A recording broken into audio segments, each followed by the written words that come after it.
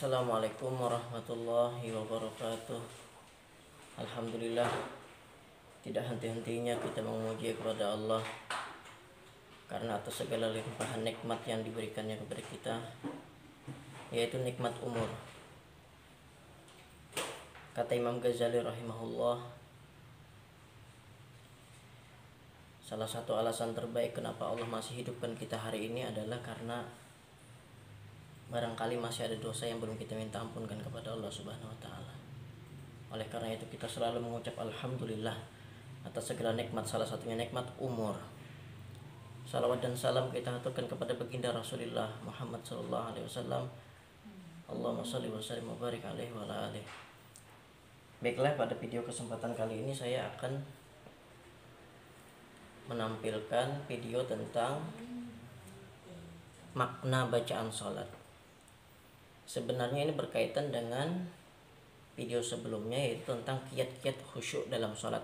Jadi salah satu cara agar sholat kita khusyuk itu yaitu dengan cara memahami makna bacaan dalam sholat. Nah, baik. Pertama, lafaz niat dulu. Usolli fardhu zuhri arba raka'atin mustaqbilal qiblati adaan ma'muman lillahi ta'ala. Ini sebagai contoh saja. Aku sholat fardu zuhur 4 rakaat menghadap kiblat mengikut imam tunai. Jadi adaan itu artinya tunai. Maksudnya tunai itu dikerjakan pada waktunya. Apabila sholat itu dikerjakan bukan pada waktunya, misalnya mau memperbaiki nilai-nilai sholat sebelumnya nih, misalnya kita mau mengerjakannya malam, itu bisa dibaca dengan qadaan.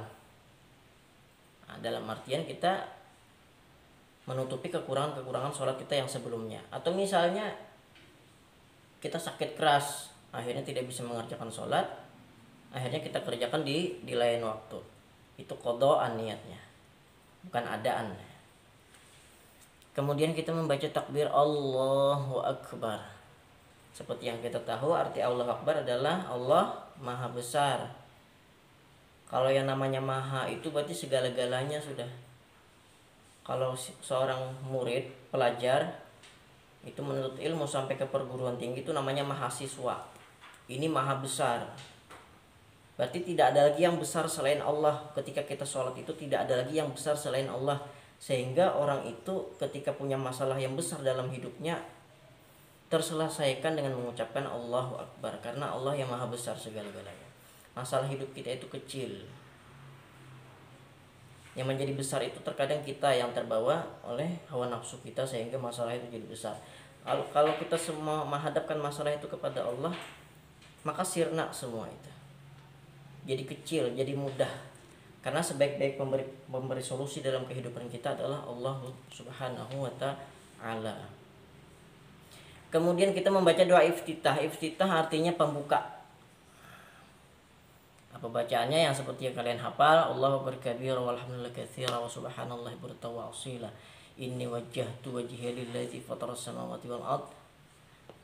Secara garis besar artinya adalah, ya Allah, saya menghadapkan diriku kepadamu. Jadi sholat itu maknanya adalah berhadapan dengan Allah. Dan di sini kita menggunakan kata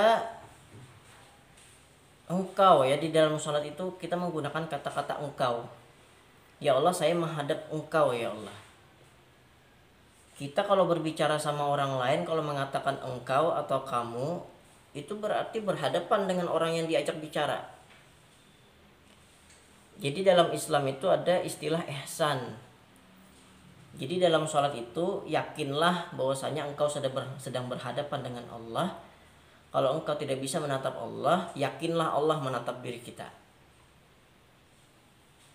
Nah, jadi ketika sholat itu kita yakin kita berhadapan dengan Allah. Muwajahah. Nah, kemudian kita membaca Al-Fatihah. Nah, Al-Fatihah ini yang menurut saya sangat penting untuk dipahami maknanya. Kalau yang lain-lain itu kan doa, tasbih, tahmid kepada Allah Subhanahu wa taala. Ini yang menurut saya sangat mempengaruhi sholat seseorang itu Al-Fatihahnya. Coba kita rentet satu-satu ya terjemahan dari kata Al-Fatihah itu. Kalau dalam imam mazhab Syafi'i maka itu terbuat bismillah. Jadi ada yang berpendapat bahwasanya surah Al-Fatihah ini 6 ayat, ada yang berpendapat 7 ayat. Kalau kita di Indonesia mayoritas memakai yang 7 ayat. Jadi bismillah ini termasuk dalam surah Al-Fatihah. Kalau bagi yang mazhab Syafi'i ya. Jadi kita baca Bismillahirrahmanirrahim dengan menyebut nama Allah yang Maha Pengasih lagi Maha Penyayang. Terjemahnya, Alhamdulillahirabbil alamin, segala puji hanya milik Allah, Tuhan semesta alam. Jadi luar biasa sekali ketika kita dalam keadaan senang kita mengucap dalam salat Alhamdulillahirabbil alamin. Dan dalam sedih pun kita tetap ketika sholat membaca Alhamdulillahirabbil alamin. Maksudnya senang kita bersyukur, ya sakit kita sedang bersyukur. Bahkan dalam sholat kifayah ketika ada keluarga yang meninggal tetap kita membaca Al-Fatihah Alhamdulillahirabbil alamin. Kita tetap mengucap syukur kepada Allah Subhanahu wa taala. Maksudnya apa? Ketika kita sulit, ketika kita senang, ingat-ingatlah kepada Allah yang menguasai kehidupan kita. Jangan sampai ketika hidup enak lupa kepada siapa yang memberi nikmat itu. Kufur nikmat lah bahasa lainnya. Nah kemudian Ar-Rahmanir-Rahim yang Maha Pengasih lagi Maha Penyayang. Allah itu kalau sudah bersifat seperti itu maka sampai akhir zaman, sampai akhir masa, sampai kiamat tidak akan berubah sifat Allah itu. Kalau manusia sih masih bisa berubah sifatnya. Hari ini baik belum tentu besok baik. Oleh karena itu kita berpeganglah hidup kepada Allah yang Maha Baik, yang Maha Pengasih lagi Maha Penyayang selama-lamanya. Jangan kita ragukan kasih sayang Allah kepada kita. Meskipun kehidupan kita mungkin pelik, tetapi yakinlah di situ ada rahmat dan kasih sayang Allah Subhanahu wa taala. Maliki Yaumiddin, yang menguasai di hari pembalasan. Ini nih biasanya nih kalau orang itu memang mendalami makna ini barangkali bisa nangis ketika sholat ya. Soalnya gini, kalau kita ingat dosa-dosa kita ya, mungkin wah nggak kehitungan ya. Akan tetapi Allah tutupi dosa kita dan kita diberi kesempatan untuk memperbaiki diri, sehingga ya kalau dosa itu sempat kita taubati di dunia, maka di akhirat akan Allah tutupi. Allah akan berikan sitran, tertutupi dosa-dosa kita di dunia dengan sebab taubat kita di dunia. Nah, ketika Allah yang menguasai di hari pembalasan, maka kita tidak ada lagi gunanya harta, jabatan di dunia ini kalau kita bermasalah dengan Allah. Sehingga di dalam sholat itu kita memohon sekali kepada Allah agar kita itu ketika di hari pembalasan Allah menyayangi kita, Allah merahmati kita, Allah mengampuni dosa-dosa kita, sehingga kita akan selamat di akhirat. Karena tidak ada yang menentukan keselamatan kita di akhirat kecuali Allah. Dan ingat, kita pun masuk ke dalam surga bukan karena amal, tapi karena kasih sayang Allah Subhanahu wa taala. Kalau kita mengandalkan amal, ya barangkali sulit. Karena terkadang kita puasa tidak sempurna. Tapi masalah pahala itu hanya Allah yang tahu. Ya sholat kita mungkin juga sedikit sekali khusyuknya. Banyak pikiran yang melayang-layang. Ketika Allahu Akbar, harinya gemuruh-gemuruh. Oh, ingat tapasan. Bahasa kita kami di sini tapasan. Ingat cucian baju yang dijemur. Kan itu akhirnya merusak suasana sholat. Ini yang kita bawa menghadap Allah, malu, ya malu sekali. Nah, jadi kita bermohon di dalam kepada Allah ketika sholat itu, Malik Yaumiddin, ya Allah Engkau yang menguasai di hari pembalasan, tolong selamatkan saya ya Allah. Gitu, doanya gitu. Iyyaka na'budu wa iyyaka nasta'in, ya Allah hanya kepada Engkau ya Allah. Hanya kepada Engkau berarti tidak ada yang lain. Kami menyembah dan hanya kepada Engkau lah kami memohon pertolongan. Tawakal ya. Tawakal. Tapi tawakal yang diiringi dengan usaha. Bukan tawakal sebatas ucapan saja, tapi dibarengi dengan usaha. Kemudian ihdinas shiratal mustaqim, ya Allah tunjukilah kami jalan yang benar. tunjuki jalan yang benar agar hidup ini selalu lurus. Kata Rasulullah Shallallahu Alaihi Wasallam, pernah suatu ketika Rasulullah itu menggaris di tanah seperti ini, seret seret, seperti arah mata angin. Kata Rasulullah, di sini banyak jalan-jalan untuk dijalani manusia. Akan tetapi yang lurus inilah yang benar.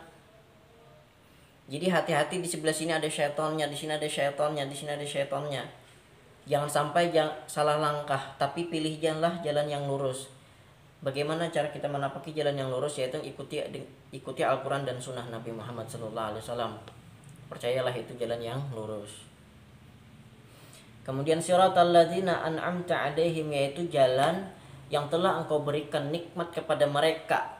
Dalam tafsirnya, mereka ini adalah para wali, para nabi, para rasul, para orang-orang soleh. Maksudnya di dalam doa kita ketika sholat itu adalah, ya Allah, berikanlah kami petunjuk di dalam diri kami ini untuk mengikuti langkah-langkah para nabi, para rasul, para orang-orang soleh, para wali-walimu ya Allah. Itu doanya di dalam sholat.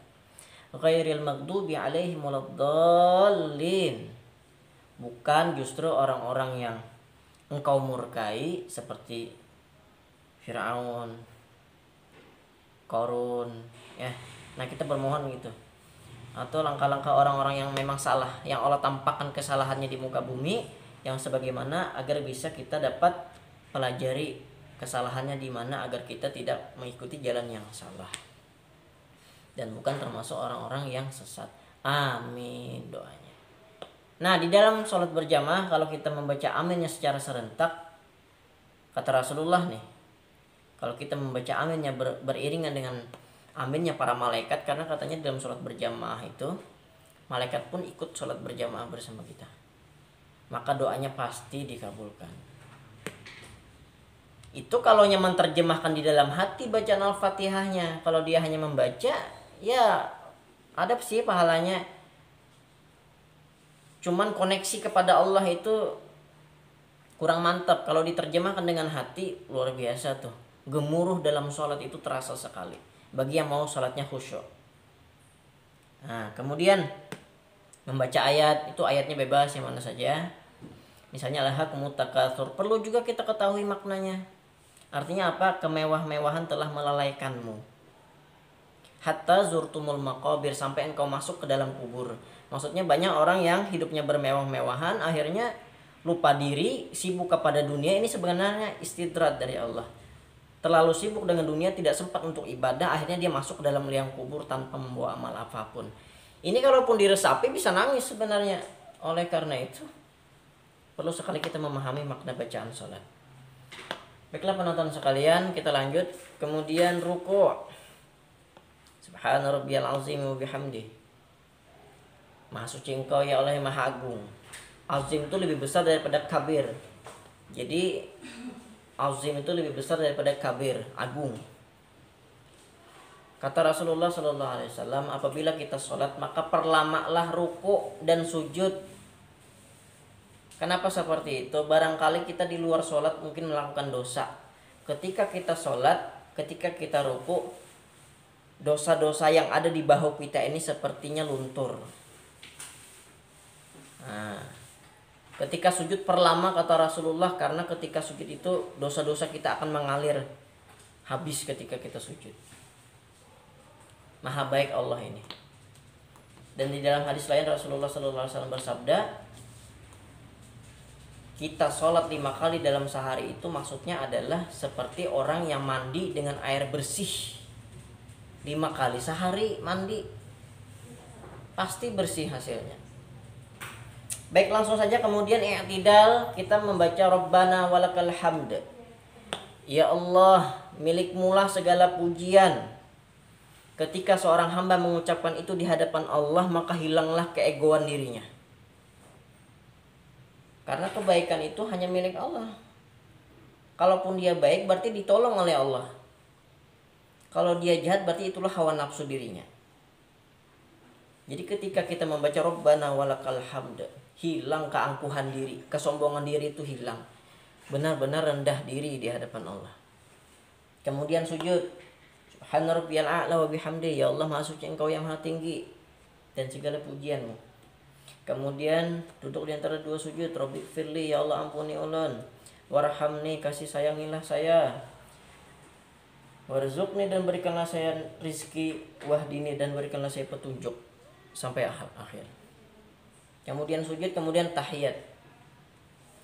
At-tahiyyatul mubarakatus sholawatut thayyibatu lillah. Sebenarnya ini ucapan adalah ketika Nabi kita Isra Mi'raj bertemu dengan Allah di langit setelah melewati Sidratil Muntaha, melewati surga dan neraka, bertemu dengan Allah. At-tahiyyatul mubarakatus sholawatut thayyibatu lillah.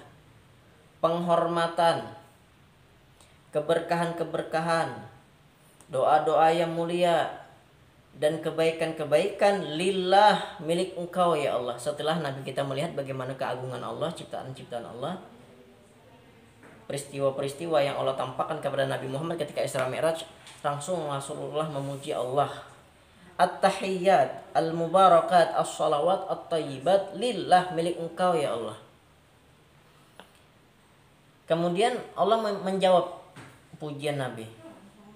Assalamu alayka ayuhan nabiyyu wa rahmatullahi wa barakatuh. Salam kepada engkau ya Rasulullah, dan kepada nabi-nabi yang lain, dan keberkahan-keberkahan. Kemudian Rasulullah ini tidak lupa dengan umat. Assalamu alayna. Nah, ada na itu kami, maksudnya kita, Rasulullah itu tidak meninggalkan kita. Kata Rasulullah, salam kembali dari kami, wa ala ibadillah solehin, dan hamba-hambamu engkau yang soleh. Nah, kemudian dijawablah oleh para malaikat yang melihat komunikasi antara Rasulullah dengan Allah. Asyhadu an la ilaha illallah wa asyhadu anna Muhammadar Rasulullah. Saya bersaksi bahwasanya tiada Tuhan selain Allah, dan bersaksi bahwasanya Nabi Muhammad adalah utusan Allah. Kemudian baca salawat. Sampai akhir itu salawat semua.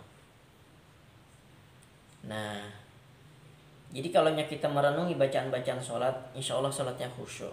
Sangat penting. Jadi diusahakan ibadah kita itu semakin bertambah usia semakin baik.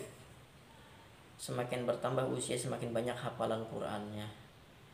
Semakin bertambah usia semakin baik perangai kita. Karena kalau sholatnya baik, maka akan berbuah kepada akhlak yang baik. Kalau sholatnya masih banyak yang kekurangan, kesehariannya barangkali banyak juga yang kurang bagus. Karena dari sholat kita akan dibina langsung oleh Allah Subhanahu wa ta'ala. Oleh karena itu mari kita bersama-sama kita benahi sholat kita. Maka keseharian kita pun akan dibimbing terus oleh Allah Subhanahu wa ta'ala. Terima kasih, mohon maaf jika terdapat kesalahan, kekurangan. Itulah kekurangan dari diri saya sendiri. Kalaupun ada kebaikan, itulah kebaikan yang Allah berikan kepada kita semua. Terima kasih. Wassalamualaikum warahmatullahi wabarakatuh.